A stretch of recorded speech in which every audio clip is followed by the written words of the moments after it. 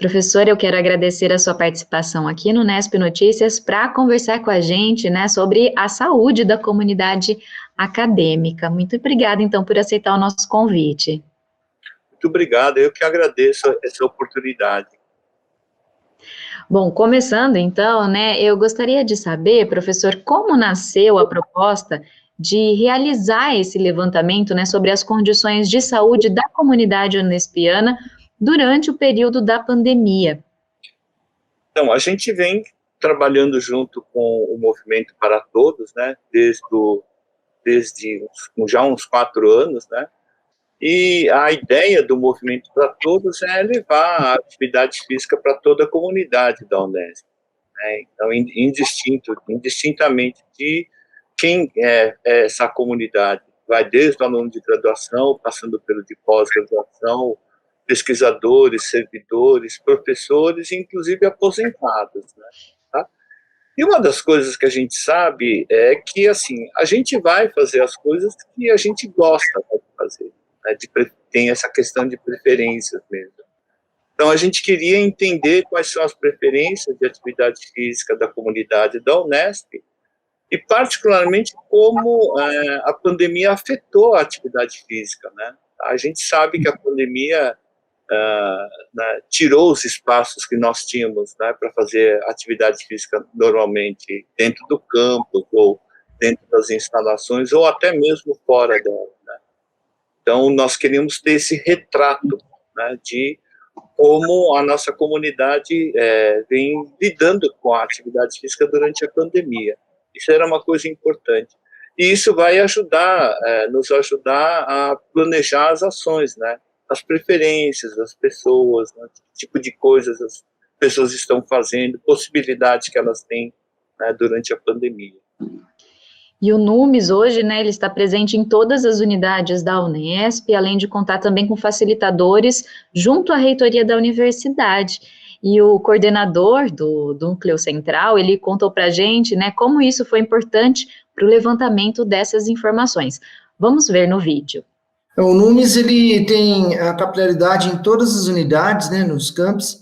Ele, além das 34 unidades, também existem mobilizadores na reitoria, onde esses mobilizadores são as pessoas que são líderes, né, ou servidores técnicos administrativos, servidores docentes, ou até mesmo os alunos, onde eles trazem para nós as demandas das suas respectivas unidades, campi, para que a gente possa ver o que eles precisam em relação à promoção da qualidade de vida, saúde, né, e a gente tem uma inserção muito boa também com a cultura. Foi na onde a gente conseguiu, através dessas pessoas, fomentar esse questionário que a gente fez para que ele pudesse ser mais amplo ainda para toda a comunidade responder. Inclusive, a gente teve, dessa vez, um viés muito bacana de um interesse que partiu do Situnesp com os aposentados. Então, a gente teve também a comunidade externa, ao mesmo tempo a comunidade que é nossa, porém é uma comunidade de aposentados. E foi muito importante o NUMES ter feito esse movimento, porque a gente conseguiu detectar naquele exato momento que a comunidade estava necessitando para as suas práticas.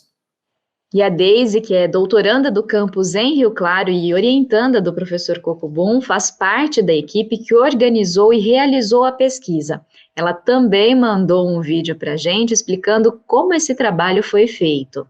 A estruturação do questionário ela foi feita pela toda a equipe do NUMES e mais 3 docentes do curso de Educação Física, dos campos de Presidente Prudente, Bauru e Rio Claro. Após ele foi divulgado via e-mail para toda a comunidade unespiana.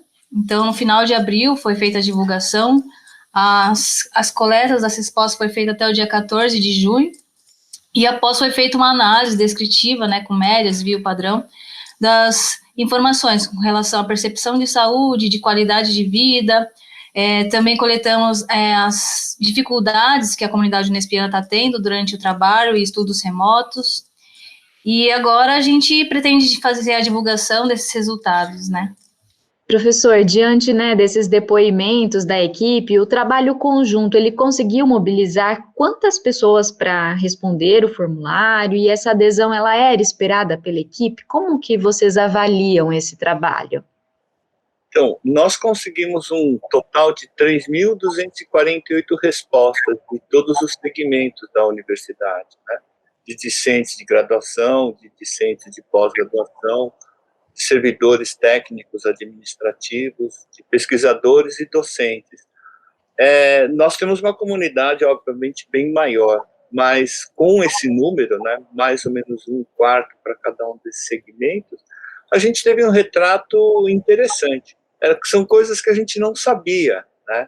Então, ter pelo menos uma ideia inicial de como está, como é que está a atividade física, né, que era o principal interesse nosso, foi, assim, muito, muito interessante, né? Tá? E acho que uma das coisas que a gente viu, né, o principal foco, né? Quantas pessoas dos respondentes, quantos fazem atividade física ou não fazem atividade física?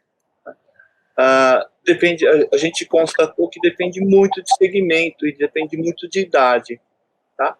Então, o que nós vimos, por exemplo, só para citar um deles, né, que não estão fazendo atividade física durante a pandemia, a gente viu que alunos de graduação, cerca de 40% dos respondentes não fazem.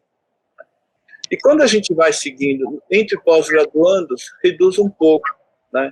De 40% vai para 35%. Entre os servidores, 30% não fazem atividade física. Entre os pesquisadores, 25%, docentes, 23%. Então, a gente vê o seguinte, né? Que quanto mais jovem, né, quanto mais no início você está, mais as pessoas não fazem atividade física. Isso é uma coisa curiosa, porque eu esperaria justamente o contrário, né? Que o jovem fosse mais ativo e permanecesse. E que durante a pandemia eu esperaria que tivesse uma redução maior, né, entre os docentes que são os mais com idade maior. Essa foi uma grande surpresa para a gente. A gente esperaria justamente o contrário, né? Que as pessoas com mais idade tivessem mais dificuldade para se adaptar, né? E eu encontraria uma quantidade de inativos mais entre docentes e menos entre alunos de graduação. Tá? Outra coisa que é muito curiosa, e na verdade a gente assustou um pouco, foi com relação à percepção de saúde física, saúde mental, né? Eu vou dar um exemplo da qualidade de vida, né? Tá? A gente perguntou como é que era a qualidade de vida antes da pandemia e como é que está agora no meio da pandemia, né? Tá? Antes da pandemia, perto de 25% de toda a comunidade dizia que a qualidade de vida era ótima. Tá? E cerca de 60% dizia que a qualidade de vida era boa. Tá? E aí, durante a pandemia, obviamente, isso caiu, né? Isso diminuiu. Né? Pessoas que reportavam, as pessoas que relatavam que a qualidade de vida era muito boa, diminuiu. Mas, assim como a atividade física, a gente percebeu que quanto mais jovem, né, pior ficou a qualidade de vida. Então, isso é uma coisa que a gente vê também na literatura, a gente tem visto na literatura, que os jovens sentiram muito mais impacto da pandemia. Né? Então, só para você ter uma ideia, né, na faixa entre até 30 anos, aproximadamente, que pega alunos de graduação, pós-graduando, gente mais nova na carreira, tá? Aproximadamente 20% diziam que a qualidade de vida não era nem boa, nem ruim, para baixo. Tá? Mais ou menos 20%. Tá? Então, a gente pode dizer assim, olha, 80% das pessoas acham que a qualidade de vida é boa, muito boa. Na pandemia, nessa faixa etária, né, essa quantidade de gente que dizia que a qualidade de vida é péssima, ruim, nem boa, nem ruim, passou para 70%. Né? Então, a gente tinha perto de 20%, isso pulou para 70%. Né? Então, e quando a gente vai acompanhando, né, o pessoal com mais idade, né, na faixa, por exemplo, de 50 a 60 anos, né, isso cai para metade, né? Tá? Então, o que a gente vê é que a pandemia impactou muito os mais jovens. Esse é o dado, assim, que a gente não a gente ouvia falar, né? A gente ouvia falar, os dados de literatura estavam mostrando isso, né? E dentro da Unesp isso ficou muito evidente, muito evidente. Eu acho que é o que mais assim chamou a atenção das coisas que alguma coisa a gente esperava mesmo, né? Mas não com esse recorte assim, tão acentuado como a gente percebeu, né? Então acho que isso significa, né? Que a Unesp a Unesp, as instituições de uma forma geral, precisam realmente dar muita atenção aos mais jovens, que é a camada que está mais precisando de ajuda, né, de algum tipo de apoio nesse momento da pandemia. E, professor, diante desses dados, né, que você apresentou, como vocês imaginam, né, torná-los em ações para a comunidade interna?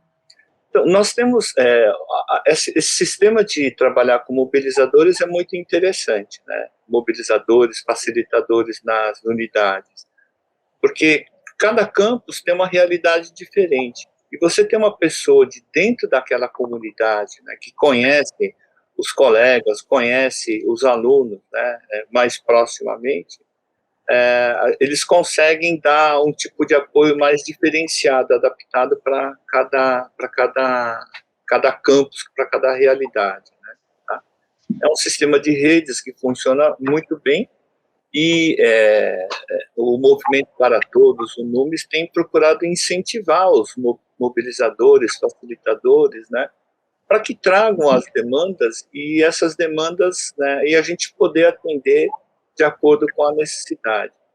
E uma coisa muito importante, muito interessante, é que ao longo desses anos houve uma aproximação muito forte do Movimento para Todos com os estudantes, né, tá? Com as atléticas, com as ligas, né, acadêmicas da universidade.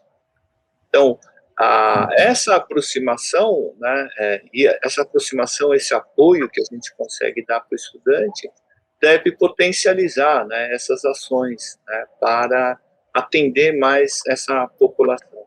A ideia é que essas ligas, as atléticas, não fiquem voltadas somente para as competições esportivas, né? A gente tem procurado incentivá-los a levar a atividade física, esporte, mesmo essas formas mais alternativas a todos os estudantes, né?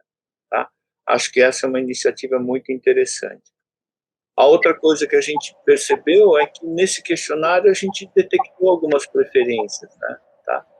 E uma das coisas que foi levantado foi isso, que a gente oferecesse também atividades, né, com vídeos, atividades remotas. Então, estamos produzindo vídeos curtos, né, que foram lançados, né, tá, diariamente até recentemente. Esses vídeos estão disponíveis. E, na verdade, são atividades que você pode fazer no seu ambiente de trabalho, né? Seja ele remoto, seja ele presencial, né? Ou em casa, né, no caso do estudante, né, que possam fazer atividades mais simples, como fazer um alongamento, levantar e dar dicas, né, de como se manter ativo na pandemia.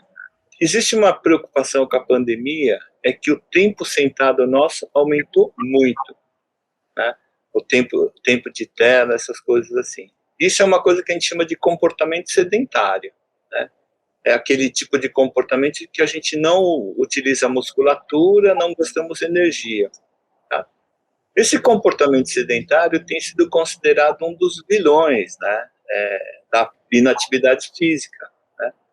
E às vezes, mesmo que você faça exercício muito pesado todos os dias da semana, se você permanecer muito tempo sentado, você perde os benefícios, tá? Só para você ter uma ideia, existe um levantamento que mostra o seguinte: cada 30 minutos que você permanece sentado, né, equivale a fumar um cigarro, em termos de saúde, né? Então, você imagina, se a gente permanece 4 horas seguidas sentados, é como se eu tivesse fumado 8 cigarros, né? Então, a quebra desse comportamento sedentário é uma coisa extremamente importante. Então, tentamos fazer esses vídeos de forma que a gente pudesse colocar uma inserção, né? Inserção no horário para fazer essa quebra do comportamento sedentário. São coisas bastante pequenas, mas que acabam ajudando bastante, né, na preservação da saúde das pessoas. Ótimas orientações e ótimas considerações para toda a comunidade acadêmica que passou, né, por esse período de pandemia e deixou de fazer atividades físicas. Eu agradeço, professor, mais uma vez a sua participação aqui conosco. Muito obrigado, né? E, na verdade, assim, essas lições, né, de como lidar com a inatividade física, né, não valem somente para a pandemia, né? A pandemia exacerbou um pouco, mas a gente ainda tem esse comportamento, mesmo na atividade presencial, que a gente tinha até 2019, a gente não cuidava muito disso. Então, a pandemia trouxe a oportunidade de a gente fazer a reflexão disso, né? Muito obrigado pela oportunidade.